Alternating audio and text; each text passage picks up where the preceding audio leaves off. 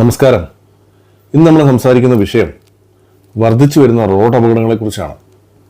കേരളത്തിൽ കഴിഞ്ഞ ഒരു മാസത്തിനുള്ളിൽ, പ്രത്യേകിച്ച് കഴിഞ്ഞ 2-3 ആഴ്ചയ്ക്കുള്ളിൽ കേരളത്തിൽ നടന്ന അപകടങ്ങൾ എത്രമാത്രം വലുതാണെന്നും എത്രമാത്രം ഭീകരമാണെന്നും നമ്മൾ കണ്ടു കഴിഞ്ഞു. പുതുവത്സര ദിനത്തിൽ തന്നെ ഉണ്ടായ ഞെട്ടിക്കുന്ന അപകടം കേരളത്തെ ആകെ സങ്കടത്തിലാഴ്ത്തിയിരിക്കുകയാണ്.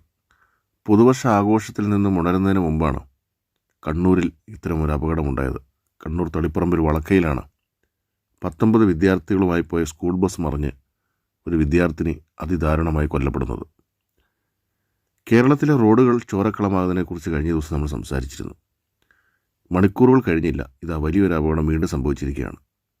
പുതുവത്സര ദിനത്തിൽ തന്നെ ഒരു നാടിനെ ആകെ സങ്കടത്തിൽ ആഴ്ത്തി ഇത്രയും വലിയ അപകടം ഉണ്ടായപ്പോൾ ആ സ്കൂൾ ബസ്സിൻ്റെ ഡ്രൈവർ മൊബൈൽ ഫോൺ ഉപയോഗിച്ചെന്നും അദ്ദേഹം വാട്സപ്പ് സ്റ്റാറ്റസ് ഇട്ടു എന്നൊക്കെയുള്ള വാർത്തകൾ വരുന്നുണ്ട്.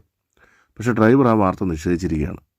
എന്തു തന്നെയായാലും ഇത്തരം അപകടങ്ങളിൽ ജീവൻ നഷ്ടമാകുന്ന നിരപരാധികളായ വിദ്യാർത്ഥികൾക്കും കുട്ടികൾക്കുമൊക്കെ ആണെന്നുള്ളത് ഏറെ സങ്കടകരമാണ്. റോഡ് അപകടങ്ങളുടെ പ്രധാന കാരണം റോഡിൻ്റെ ശോചനീയാവസ്ഥ, വാഹനങ്ങളുടെ അമിത വേഗത എന്നൊക്കെ പറയുമ്പോഴും പ്രധാനമായിട്ടും നമ്മൾ മനസ്സിലാക്കേണ്ടത് ഡ്രൈവിങ്ങിൻ്റെ അല്ലെങ്കിൽ ഡ്രൈവർമാരുടെ അപാകത തന്നെയാണ്. ഒന്നെങ്കിൽ ചിലപ്പോൾ ഡ്രൈവർ ഉറങ്ങിപ്പോയതാവാം, അല്ലെങ്കിൽ ഡ്രൈവർമാരുടെ ഭാഗത്തു നിന്ന് വരുന്ന ചില മിസ്റ്റേക്കുകളായിരിക്കാം. അതിനോടൊപ്പം തന്നെ റോഡിൻ്റെ സാങ്കേതിക പ്രശ്നവുമുണ്ട്.